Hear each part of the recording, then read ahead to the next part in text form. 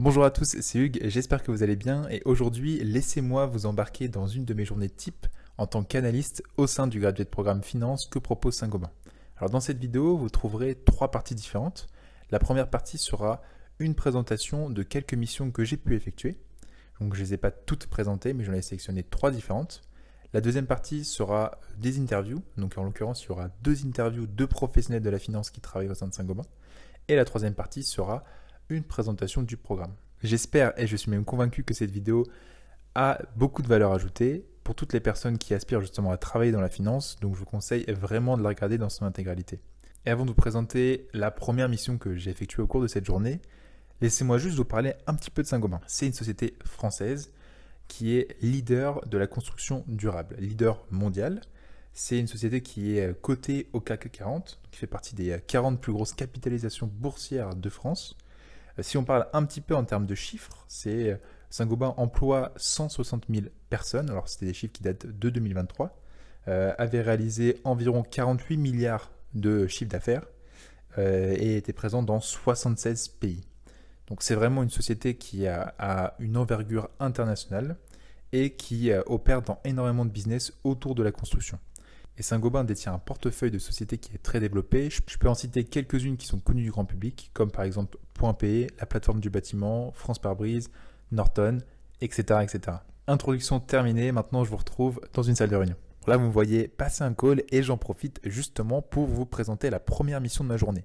Donc, pour introduire un petit peu ma journée, généralement quand j'arrive à la tour, je check mes emails, je réponds aux urgences si besoin et directement je regarde ma to-do list pour justement voir qu'est-ce qui est le plus prioritaire. En l'occurrence, lors du tournage de cette vidéo, on était en début de mois, et donc qui dit début de mois généralement en finance, dit un résultat mensuel et la rotation que j'effectue actuellement, donc dans le programme Graduate Programme en finance, il y a différentes rotations, j'y reviendrai plus tard dans cette vidéo, mais la rotation que j'effectue actuellement est une rotation dans laquelle je travaille en direct avec la directrice financière IMIA, donc Europe, Middle East and Africa, du business des abrasifs. Et donc notre rôle en quelque sorte, c'est de suivre les résultats, l'activité financière de toute cette région. Cette région est divisée en différents clusters, comme par exemple Southern Europe, Northern Europe, Central Europe, etc., etc. Et donc tous les mois, je dois analyser les résultats qui remontent, essayer de comprendre pourquoi est-ce qu'il y a des variations par rapport à l'année dernière, par rapport au budget. Et c'est une mission qui est pour moi vraiment très intéressante pour deux raisons différentes. La première raison,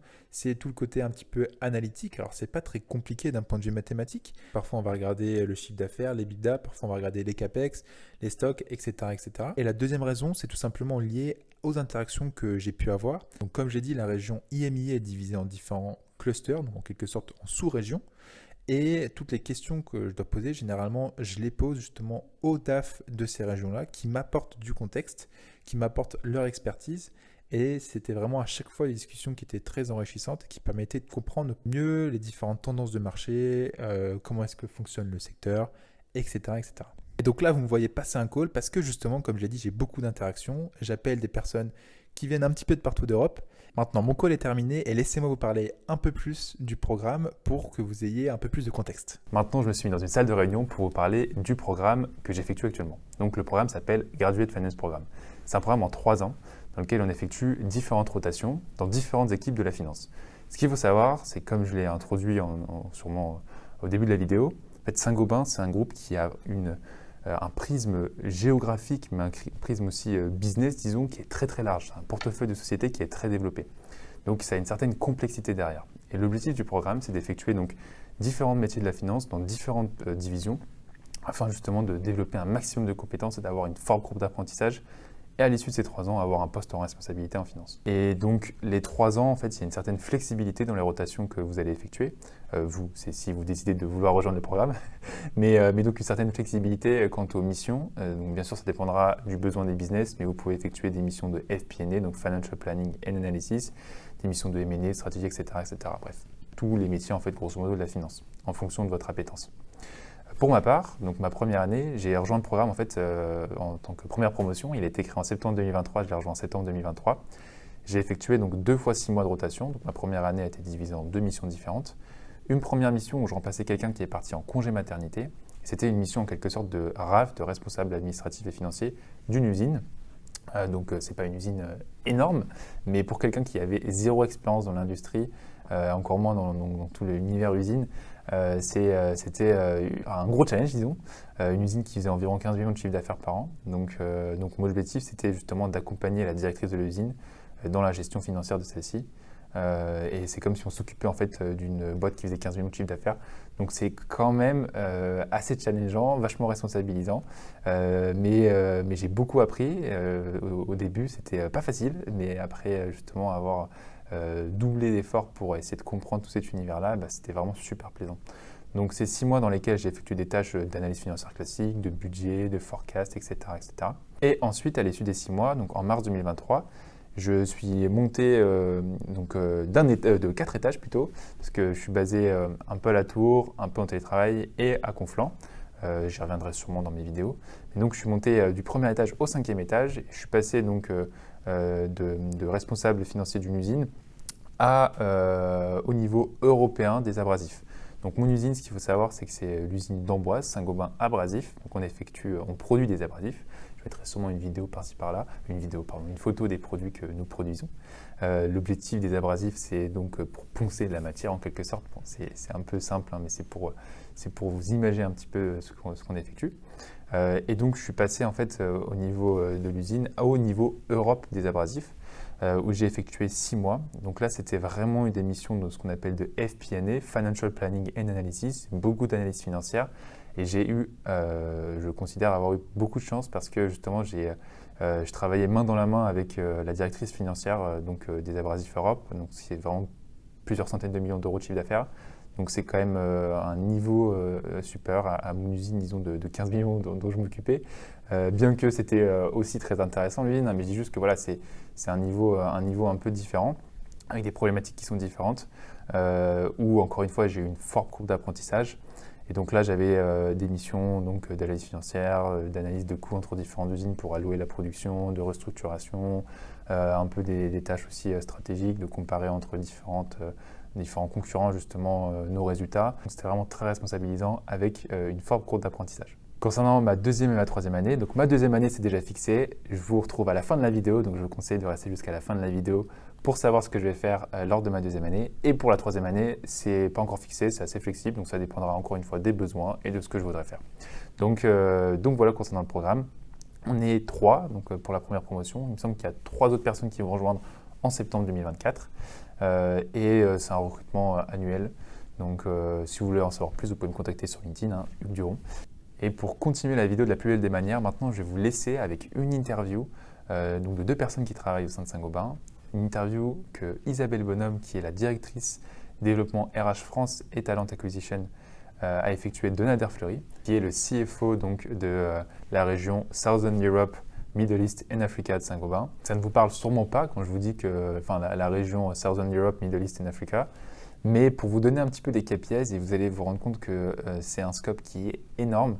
En fait, Nader est le CFO d'une région qui effectue 14 milliards d'euros de chiffre d'affaires, qui a plus de 210 usines, plus de 2000 points de vente et plus de 38 000 employés. Et comme ces KPIs peuvent en témoigner, c'est un poste à très forte responsabilité. Donc je remercie encore Nader d'avoir bien accepté mon invitation de participer à cette vidéo. Et maintenant, je vous laisse avec l'interview de Nader dans laquelle ils vont parler de son parcours, des raisons pour lesquelles il a rejoint Saint-Gobain, de sa position actuelle et également de conseils qu'il peut vous donner pour toutes les personnes qui aspirent justement à avoir une carrière similaire à lui. Bonjour Nader, ravie d'être là avec toi aujourd'hui. Bonjour Isabelle.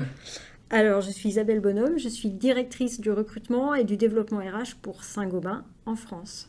Et du coup, aujourd'hui, je t'interviewe pour que tu nous en dises plus sur ton parcours, sur les raisons pour lesquelles tu as rejoint le groupe Saint-Gobain et puis surtout que tu donnes un certain nombre de conseils pour ceux qui ont envie de faire des carrières en finance. Est-ce que d'abord, tu peux nous parler de ton parcours avant Saint-Gobain ? Oui, Isabelle. Alors, moi j'ai un parcours, on va dire, un peu classique de bon élève au départ.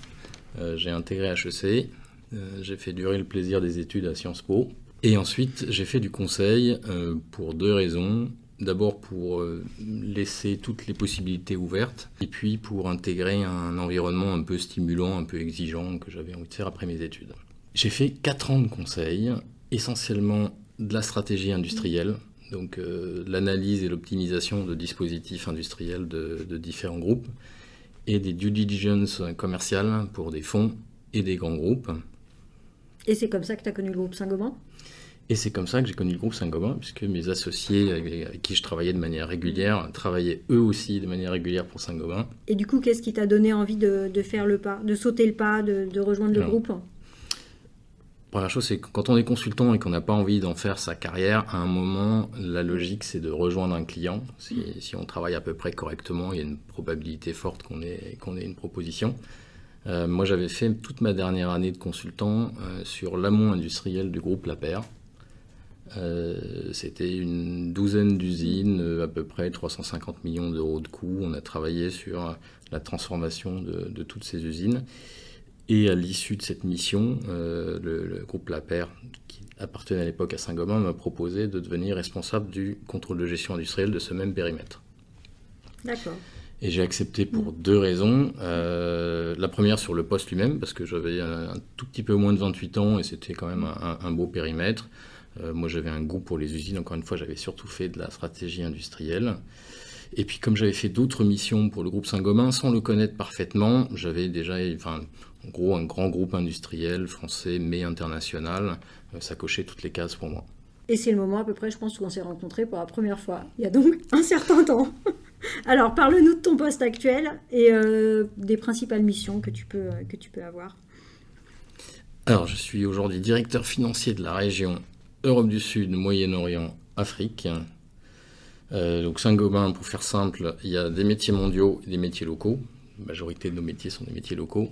Les métiers locaux, l'unité de management, là où ça se passe, c'est les pays, puisqu'il faut être proche du terrain pour décider les prix, etc. Mais après, il faut coordonner un peu ces pays, et donc on a des régions qui sont une sorte d'échelon intermédiaire entre les pays et la direction générale du groupe. On coordonne un certain nombre de pays. Et donc pour moi, ça va du Benelux à l'Afrique du Sud. En gros, l'Europe de l'Ouest, la France qui est la plus grosse partie, tout le continent africain, le Moyen-Orient et la Turquie. Et avec qui tu travailles, qui sont tes interlocuteurs au quotidien ? Alors, je vais peut-être le dire différemment. Nous, on est une petite équipe, puisque c'est un rôle de coordination. Donc la région, c'est un CEO, une directrice des ressources humaines, un directeur stratégie, une directrice juridique, moi pour la finance, et un CIO pour l'IT, une directrice innovation. Notre rôle, c'est vraiment d'animer, de coordonner et de challenger nos pays, et en même temps d'être un espèce d'intermédiaire avec la direction générale, intermédiaire, on va dire, en descendant, où notre rôle, c'est de s'assurer que les priorités du groupe sont bien comprises, bien prises en compte et déployées dans nos pays. Et vers le haut, on doit aussi être un peu les porte-parole, les défenseurs de ce qui est la stratégie des pays, des gros dossiers d'acquisition, des gros investissements. Et en même temps, on est aussi un facteur d'explication vers le haut, un peu de la conduite du business, ce qui permet au groupe de mieux comprendre et de mieux déployer sa stratégie. Et du coup, ton travail, c'est à la fois un mélange de process très cycliques, le budget, tout ça, et puis de choses plus exceptionnelles avec des acquisitions. Alors, moi, à l'intérieur de ce rôle de la région, c'est vrai que j'ai un rôle classique de financier. Un, c'est d'être le business partner du CEO. Donc on est en permanence en train de discuter de ce qu'il faut faire, pas faire, accélérer, ralentir. Et moi, j'ai un rôle de business partner. On est sur un ping-pong permanent en train de s'interroger si on est en train de faire les bonnes choses ou non, et de lui apporter des analyses, des regards différents. Et ensuite, l'autre rôle classique du financier, c'est la gestion des cycles de la performance, et donc les remontées de résultats tous les mois, les budgets, les reforecasts, ce qui a l'air routinier, mais qui sont des outils assez puissants finalement, parce que c'est là où on se pose toutes les questions, on récupère la masse de données chiffrées pour tout notre ensemble de pays, et on se pose toutes les questions sur est-ce qu'on est là où on veut être sur les prix, sur les parts de marché, sur les coûts, sur la compétitivité, et ça nous aide à construire ensuite le processus décisionnel. Et après, ma troisième fonction, qui est aussi très importante, c'est l'animation de la filière financière, donc c'est plusieurs centaines de personnes. Moi, j'ai recompté avant de faire cet entretien, parce que je prends des notes, je fais une 50aine d'entretiens internes par an, et j'ai vraiment dans mes objectifs l'idée d'identifier, développer et accélérer les talents dans la finance pour le groupe. T'es mon homologue pour la filière finance en fait. Exactement. Et du coup, dans ce cadre-là, tu as voulu lancer un graduate programme. Absolument. Alors j'étais un petit peu frustré parce que je trouve qu'on offre des carrières très intéressantes, mais qu'on a perdu en attractivité pour certains profils de grandes écoles qui correspondent très bien à ce qu'on cherche chez les financiers. Parce qu'en général, on cherche quand même des gens qui ont une appétence pour les chiffres, qui sont rigoureux, qui sont capables de faire de l'analytique. Et on cherche aussi des gens qui vont avoir une capacité de travail en équipe et une personnalité qui va leur permettre de travailler avec les autres services en transversal. Et on a mis un peu de mal, parce que probablement par rapport aux conseils, aux startups, ça a l'air moins sexy ce qu'on propose. Et notamment parce qu'en début de carrière, il y a aussi un apprentissage. Il faut comprendre ce que c'est que l'industrie, le contrôle de gestion industrielle, le contrôle de gestion commerciale, etc. Et donc on a décidé de lancer un graduate programme pour attirer des talents, mais aussi pour accélérer cette phase d'apprentissage de la finance chez Saint-Gobain, avec 3 rotations d'1 an, donc un parcours de 3 ans, pour mettre très très vite des jeunes talents sur les rails de postes à plus forte responsabilité. Et donc on en est à la 2e promotion, un programme encore tout jeune, mais promis, ma foi, une belle longévité. Est-ce que tu as des conseils à donner à des jeunes diplômés qui voudraient travailler en finance et puis, ma foi, qui voudraient embrasser une carrière comme la tienne? Oui. Alors, je pense qu'il y a plusieurs, je ne sais pas si c'est les prérequis, mais il y a des atouts qu'on peut avoir, et si on a ça, je pense qu'il y a toutes les chances de bien réussir. La première chose, pour moi, c'est la curiosité. Comme je disais, je suis le business partner de mon CEO, mais tous les financiers chez nous sont business partners d'un opérationnel. Pour être un business partner, il faut s'intéresser à ce que fait son partenaire. Il faut comprendre une usine, il faut comprendre une direction commerciale, il faut comprendre des ventes, il faut le comprendre en profondeur. Alors, je ne suis pas ingénieur, mais je comprends comment fonctionne une usine, comment se regarde la performance, quels sont les enjeux RH à l'intérieur de ça, quels sont les enjeux de flux logistique. Et donc il faut aller dans ce détail-là. Et quand on a compris ça, déjà on a fait une bonne partie du métier. Est-ce que ça suppose que tu recommandes un premier poste en opérationnel, en tout cas au plus proche du business? En général, pour des très jeunes, je trouve ça pas mal. Quand on l'a fait, on n'est pas obligé de passer 15 ans dans une usine, mais quand on a fait 2-3 ans dans une usine, c'est quand même un atout, parce que, encore une fois, nous, quand on a un rôle de coordination plus senior, on visite les usines de temps en temps, mais il faut comprendre ce qui se passe immédiatement. Donc ça, c'est une expérience importante.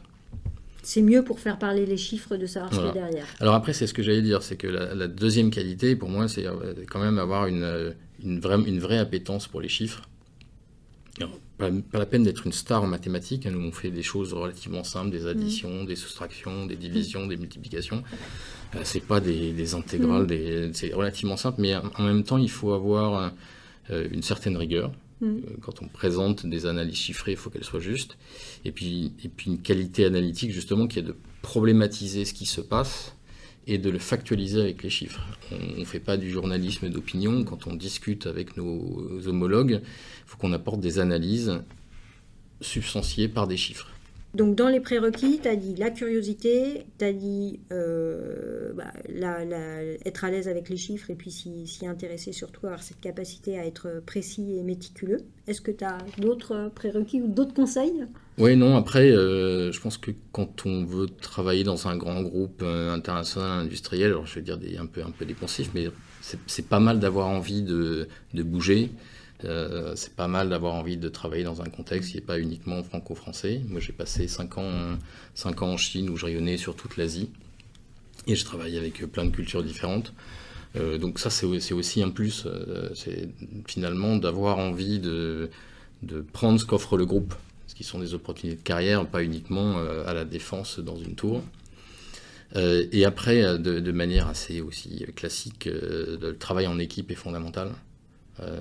On est en permanence dans des organisations où il y a des sujets qui sont transverses, dans des organisations, encore une fois, il faut discuter vers le haut, il faut discuter vers le bas, il faut être capable de le faire de manière constructive. Et nous, on aime bien chez les financiers, où peut-être à une époque, il y avait une image du financier assez réservé qui faisait ses analyses, ses présentations, mais qui restait très low-key. On aime bien à l'inverse, les financiers qui ont envie de partager, de discuter, de challenger et d'être complètement impliqués dans le travail des équipes. Ce que tu fais aujourd'hui, en expliquant et en donnant tes conseils. Voilà, si tu veux. Un dernier conseil? Ou tu penses qu'on a fait le tour? Non, mais le dernier conseil, c'est de nous rejoindre. Excellent. Voilà. Bon, vous savez ce qu'il vous reste à faire alors. Encore un grand merci à Nader et à Isabelle d'avoir accepté mon invitation pour participer à cette vidéo. Dans une journée classique, je serai allé à la cantine avec mes collègues, puis ensuite je serai remonté au 26e étage auquel je travaille, pour simplement terminer ma journée. Mais aujourd'hui, je voulais aussi vous montrer le fait que dans un grand groupe comme Saint-Gobain, mais je pense dans même plusieurs sociétés, on peut faire du télétravail. Donc là, vous me retrouvez plutôt chez moi. Et je vais entamer une deuxième mission. Donc je voulais vous présenter 3 missions. C'est une deuxième mission. Encore une fois, il n'y a pas que ces missions-là qu'on effectue au quotidien. Il y en a plein d'autres. Il y a plein de missions qu'on n'anticipe pas, qui arrivent au jour le jour. Mais voilà, je voulais faire un focus sur 3 missions différentes. Donc la deuxième mission, c'est une analyse de la concurrence de Saint-Gobain Abrasif, mission qui m'a été demandée par Séverine, qui était ma chef. J'y reviendrai un petit peu plus tard pour présenter Séverine, et qui a bien accepté de participer à cette vidéo. C'est une mission qui est, disons, assez classique, parce que ce qu'il faut savoir, c'est qu'il y a un fort aspect stratégique quand on travaille dans la finance dans un grand groupe, ou en tant que consultant, peu importe.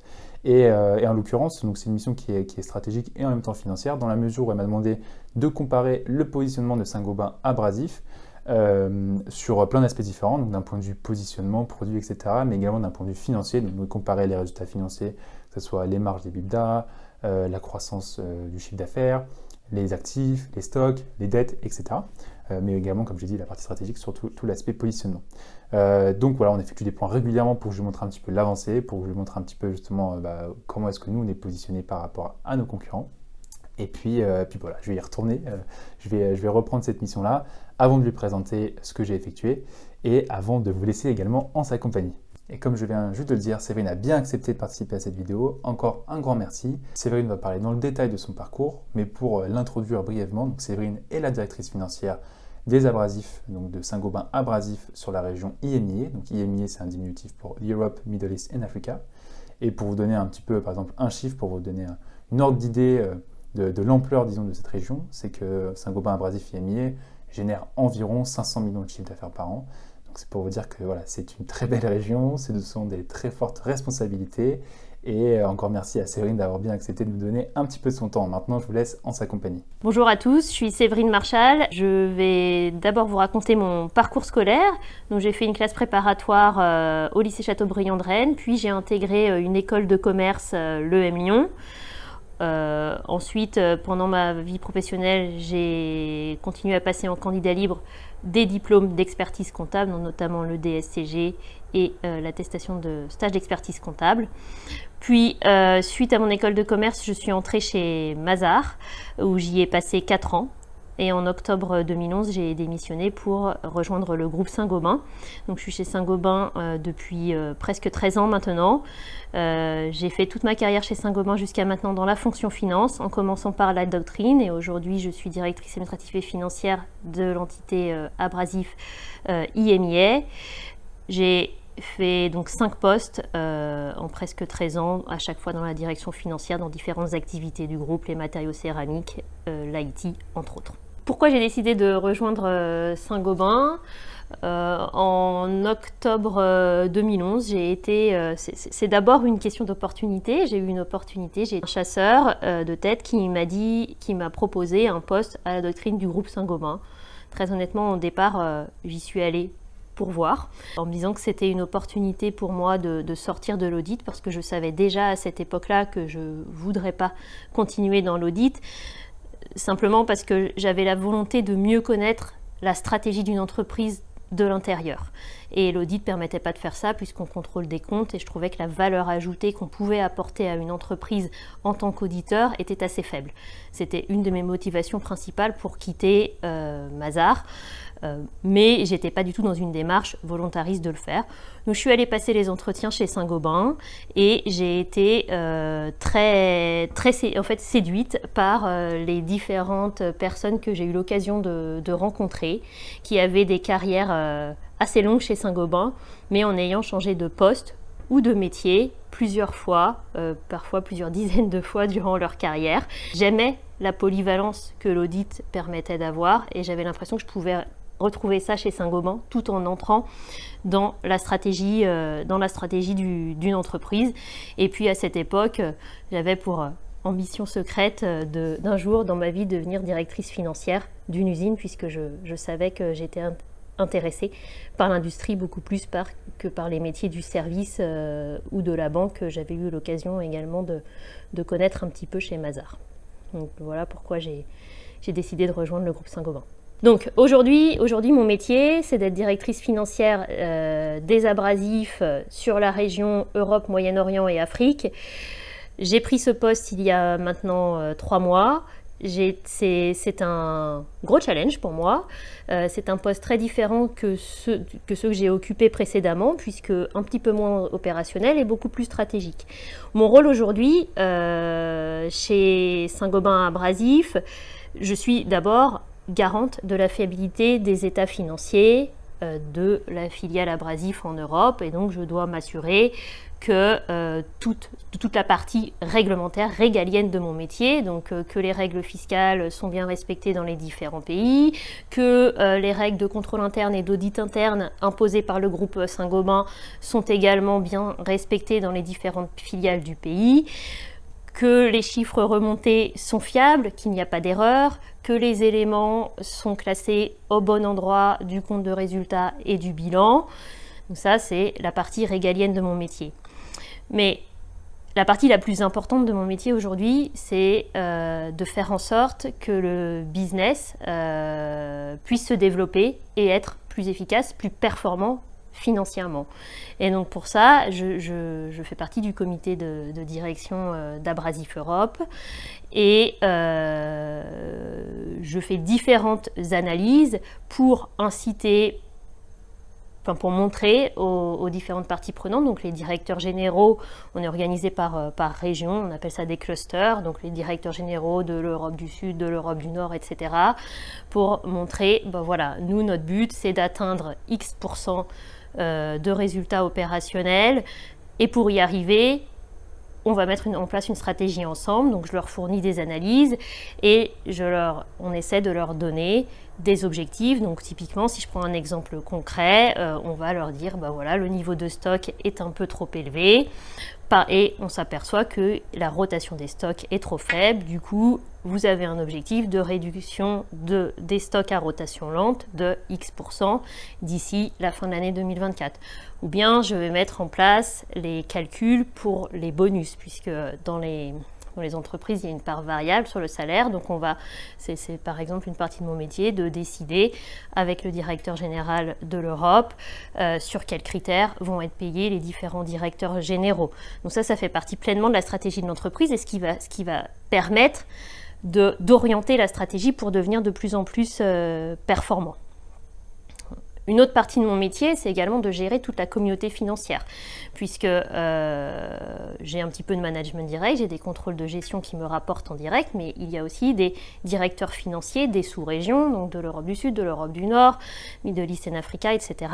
Ces directeurs financiers, je suis leur responsable fonctionnel, et donc du coup, je vais animer cette communauté pour qu'ils fassent la même chose que ce que je fais avec le directeur général d'Abrasif UMIA dans leur région.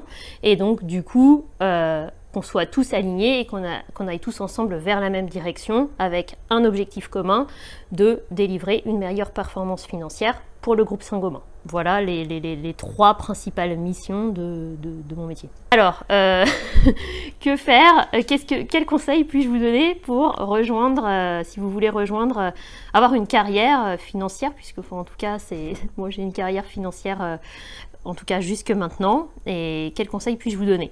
Alors, je pense que déjà, il faut s'intéresser. Je pense que la curiosité est la première des qualités quand on entre dans un groupe, surtout dans un grand groupe comme Saint-Gobain. Il faut savoir s'intéresser à l'entreprise au-delà de sa mission. De sa mission. Vous êtes recruté pour être contrôleur de gestion d'une usine X. Eh bien, intéressez-vous à qu'est-ce qu'on fait quand on est commercial, qu'est-ce qu'on fait quand on est supply chain manager, comment cette filiale est détenue par le reste du groupe, etc. Intéressez-vous au maximum. Souvent dans les grands groupes, on reçoit beaucoup d'informations, des newsletters ou différentes informations qui viennent du groupe. Lisez-les, intéressez-vous, posez des questions à votre manager. Je pense que c'est vraiment le point le plus important quand on entre dans une entreprise.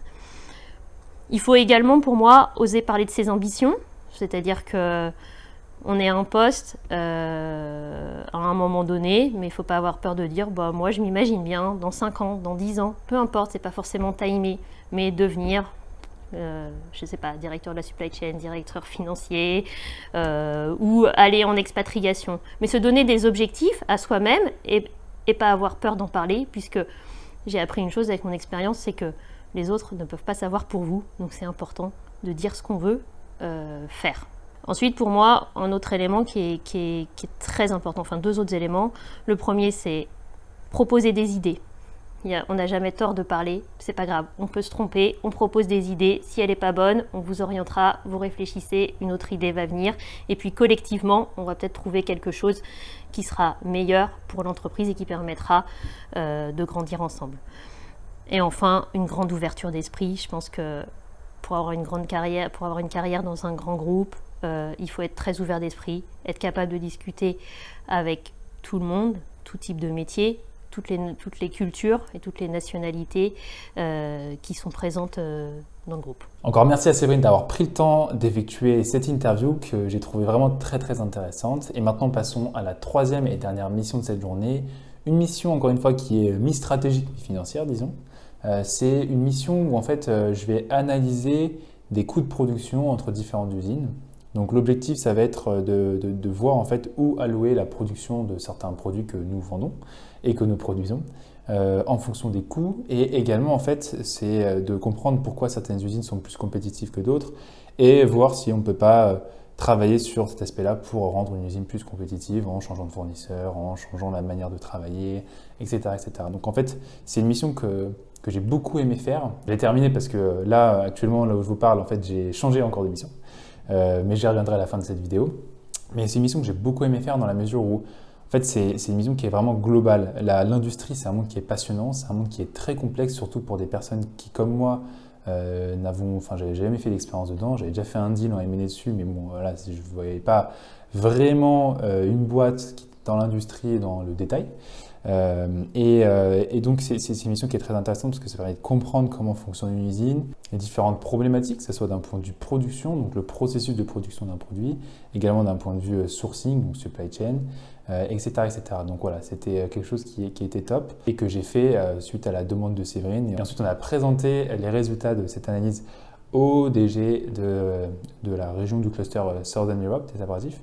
Et ensuite, là, justement, on est en train de voir quelles stratégies peuvent être mises en place suite aux résultats de cette analyse. Voilà, et maintenant, après avoir fait ces 3 missions, il est temps pour moi de fermer mon ordinateur parce que c'est donc la fin de cette vidéo. En guise de conclusion, ce que je voulais dire, c'était que c'est le graduate programme que j'effectue, c'est bien entendu différent de ce que j'ai pu effectuer avant, donc que ce soit du stage en private equity que j'ai effectué ou de mon expérience en M&A. Mais globalement, ça requiert des compétences qui sont vachement similaires. Je pourrais y revenir dans une autre vidéo si vous le souhaitez. En termes de missions, ce que j'apprécie beaucoup, c'est justement le panel en fait, de missions qui est très très large. Il n'y a aucune redondance, si ce n'est les tâches mensuelles qu'on peut effectuer. Mais au-delà de ça, les missions un peu ad hoc qu'on effectue, suite à la demande du top management, sont des missions qui ne se ressemblent pas en fait l'une de l'autre. Donc il y a vraiment très peu de redondance à ce niveau-là. Même pour vous donner un exemple, en fait, j'ai même eu à faire un DCF sur une étude. On nous a fait une proposition pour sur le siège des abrasifs IMIA, il est à Conflans. Donc c'est un building à Conflans, un bâtiment sur lequel il y avait des antennes pour tout ce qui est réseau 4G, etc. Et j'ai dû faire un DCF parce qu'on nous a proposé de nous racheter ces antennes-là. Et donc vous voulez comparer leur prix par rapport aux revenus, etc. Bref.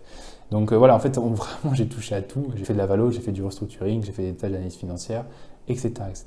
Donc pour le moment, je suis vraiment très content. J'effectue des missions qui sont financières, stratégiques et financières et stratégiques.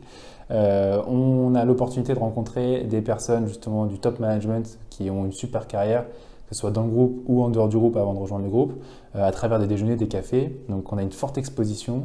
Ça, c'est vraiment quelque chose que je recommande notamment pour les personnes qui veulent débuter leur carrière, parce que qui dit forte exposition dit justement forte courbe d'apprentissage. Et le fait d'effectuer plein de rotations, donc j'ai effectué 2 fois 6 mois, et là j'effectue une rotation de 1 an. Je vais y revenir à la fin de cette vidéo là dans quelques secondes, minutes.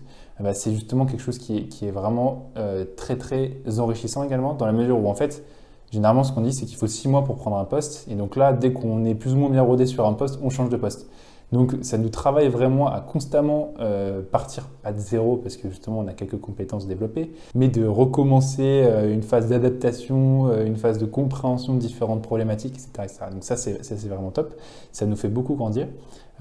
Et donc maintenant, qu'est-ce que je vais faire à la suite de ces 2 fois 6 mois que j'ai effectués dans les abrasifs? Là, je ne suis pas chez moi. Alors, j'ai pas mal changé d'appartement récemment, mais je ne suis pas chez moi, je veux dire en France. Je suis parti à l'étranger, donc je suis parti pour une mission de 1 an à l'étranger, à Copenhague. Et donc, je suis plus dans les abrasifs, mais dans la partie Construction Products. Donc, on produit tout ce qui est isolation, etc., mais j'y reviendrai peut-être. Et j'ai un rôle de business analyst. Donc business analyst, c'est peut-être pas très clair à vos yeux. Concrètement, je m'occupe de tout ce qui est d'analyse financière d'un point de vue business, donc d'un point de vue vente. Je suis beaucoup moins opérationnel sur la partie usine. Et également, je vais pas mal aider sur toute la partie pricing, essayer de comprendre différents produits, comment est-ce qu'ils sont pricés. Est-ce qu'on ne peut pas mettre en place des nouvelles stratégies, suivre la mise en place de nouvelles stratégies pour voir si ça porte bien ses fruits ou pas, etc., etc. Mais je pourrais encore une fois y revenir dans une autre vidéo. J'espère que cette vidéo vous aura plu. J'ai passé pas mal de temps sur le montage, sur le tournage. Encore merci à toutes les personnes qui sont intervenues au cours de cette vidéo. Je vous souhaite à tous une excellente journée, une excellente soirée. C'était Hugues.